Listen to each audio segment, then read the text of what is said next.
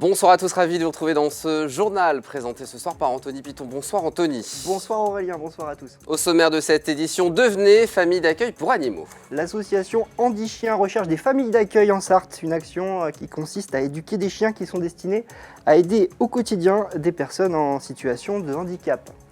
C'est un métier peu connu dont on va vous parler aujourd'hui, mais essentiel au bon fonctionnement des hôpitaux. Agents de bio-nettoyage, ils sont 150 à exercer cette profession au centre hospitalier du Mans. Et puis un invité dans notre journal. Notre invité, c'est Antoine Milonas. Il est chauffeur de taxi en Sarthe et il lance avec d'autres chauffeurs l'application Les Chauffeurs Sartois qui met en lien directement les taxis, les VTC et leurs clients. Et on démarre ce journal avec cette histoire improbable de record d'excès de vitesse dans l'est du département. Oui, un record, mais la faute à un radar mal réglé, un radar qui flash dans le mauvais sens de la circulation. C'est à Sargis-sur-Bray. On est dans le Loir-et-Cher, tout près de Saint-Calais. Et sur cette section de la départementale 357, c'est limité à 70 km/h dans un sens et à 90 dans l'autre sens, celui qui va en direction de Saint-Calais. Problème, les véhicules qui circulaient en direction de Saint-Calais ont été flashés dès qu'elles étaient au-dessus des 70 km/h. Résultat, en 15 jours, ce sont 54 000 automobilistes qui se rendaient en Sarthe qui ont été verbalisés. 1000 fois plus que l'année dernière à la même période, vous vous rendez compte Aurélien. Tous ces PV vont bien sûr être annulés par les services de l'État. Il est donc recommandé de ne pas les payer ni même de tenter de s'y opposer. Notez aussi que le radar a été reconfiguré lundi, donc les nouveaux excès de vitesse sont tout à fait valables maintenant. On fait donc attention, immersion à présent Anthony à l'hôpital du Mans. Oui, nous avons suivi le quotidien des agents de bio-nettoyage, un métier de l'ombre pourtant essentiel au fonctionnement de l'hôpital. Ces femmes et ces hommes ont une lourde mission chaque jour de désinfecter les chambres pour éviter la transmission des maladies. Un travail peu connu et qui regroupe des savoir-faire bien spécifiques. Vous allez le voir. Reportage d'Enzo Maubert.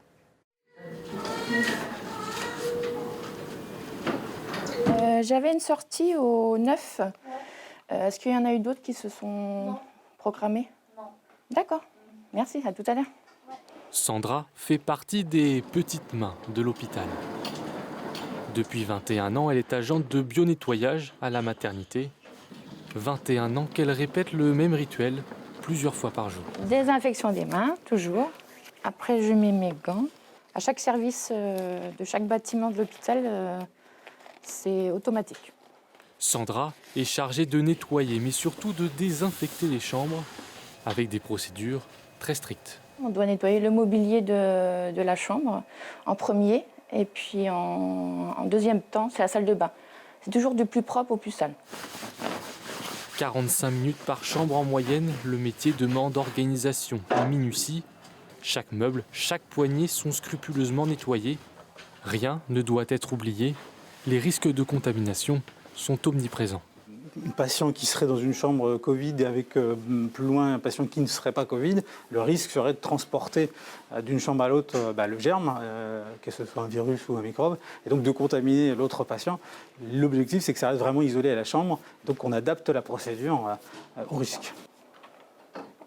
Bonjour madame, je viens nettoyer la chambre, je peux allumer la lumière? Sandra a choisi le métier pour le contact avec les enfants et les mamans qu'elle croise au quotidien.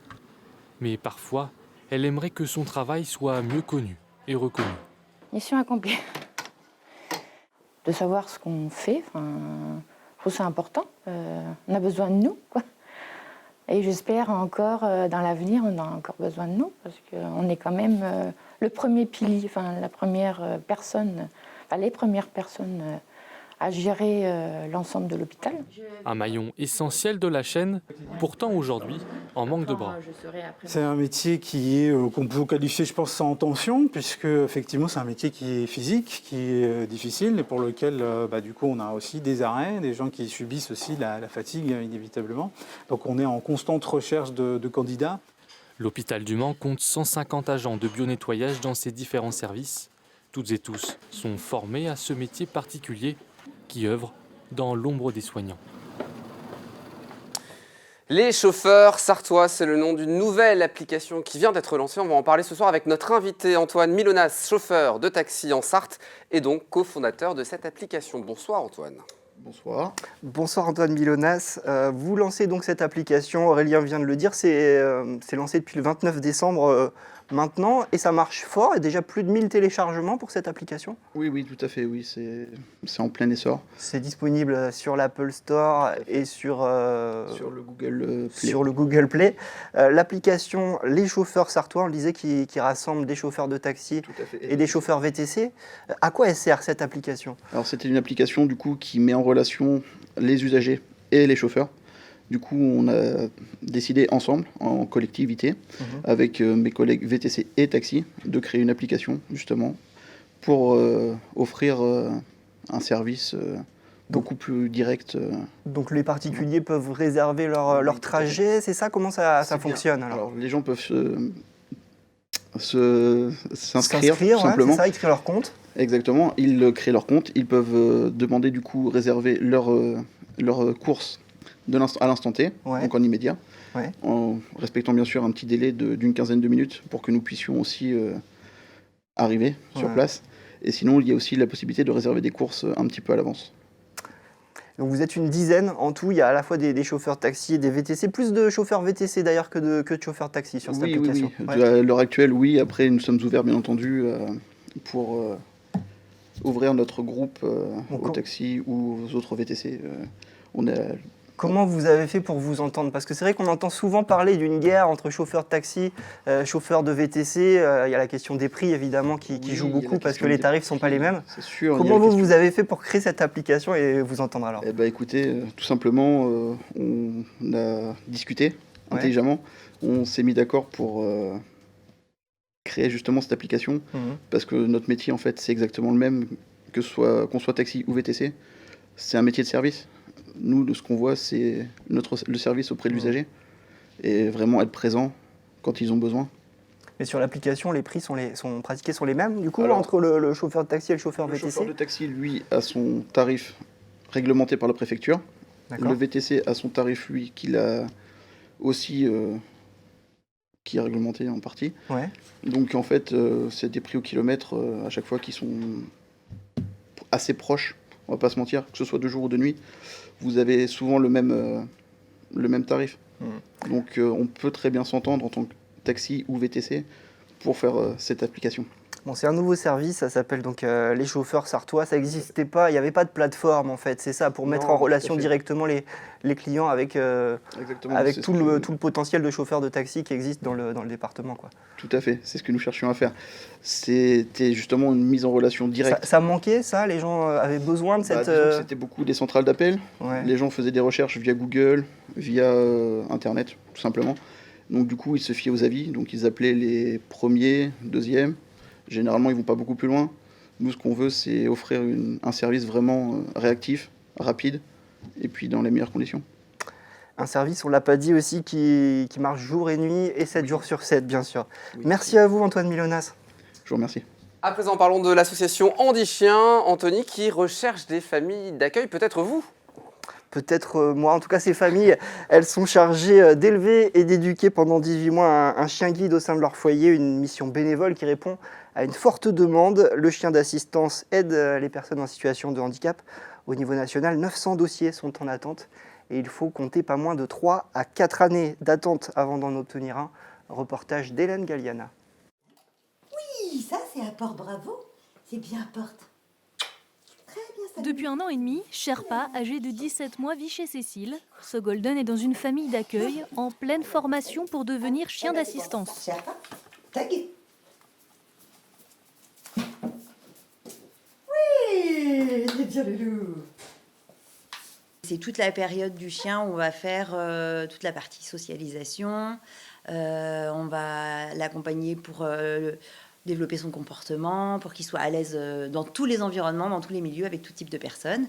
Et on est aussi accompagné pour le coup, vraiment former, éduquer à ses futures missions. Donc ça, c'est la partie un peu plus technique pour laquelle on est accompagné. C'est le 3e que Cécile Froget accompagne. Moi, j'ai jamais autant parlé avec des inconnus que depuis que j'ai les chiens des chiens. Parce que les gens viennent assez facilement nous poser des questions. C'est quoi ce chien? C'est quoi cette cape? Donc voilà, il y a beaucoup de curiosité de la part des gens. Et on a aussi tout un rôle d'éducation de la population, quand on va au théâtre, quand on va au cinéma, dans les magasins. À ce jour, au Mans et dans son agglomération, 8 familles accueillent un animal en formation. Alors un chien formé, c'est à peu près une 50aine de commandes et nos familles d'accueil en apprennent la moitié. Autant vous dire que leur travail est conséquent. Elles ont aussi un gros travail de socialisation et de sociabilisation, donc avec d'autres congénères, et aussi de pouvoir les habituer aux lieux qu'ils auront à fréquenter plus tard dans leur fonction. Donc le supermarché, la gare, le cinéma, le théâtre, tous les lieux où on peut se rendre. Parce qu'en fait, ils vont accompagner des personnes en situation de handicap dans leur quotidien. Et effectivement, ils seront amenés à fréquenter tous ces lieux. Une action bénévole qui répond à une forte demande. Néanmoins, les frais inhérents aux chiens sont pris en charge par l'association, donc les frais d'alimentation, les frais vétérinaires, l'équipement du chien. Mais effectivement, c'est une action solidaire, citoyenne et bénévole. À ce jour, au Mans et dans son agglomération, 8 familles accueillent un animal en formation.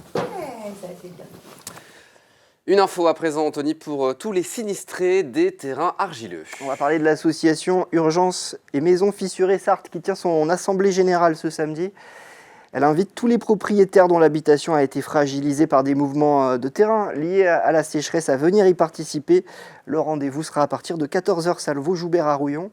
Depuis 2018, 48 communes en Sarthe ont fait l'objet d'une reconnaissance en état de catastrophe naturelle en raison de phénomènes de mouvements de terrain.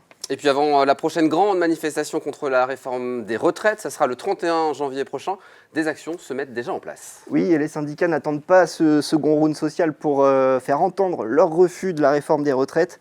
Ce jeudi soir, la FSU, soutenue par l'intersyndicale, organise une marche nocturne au flambeau à partir de 19h au Palais des Congrès.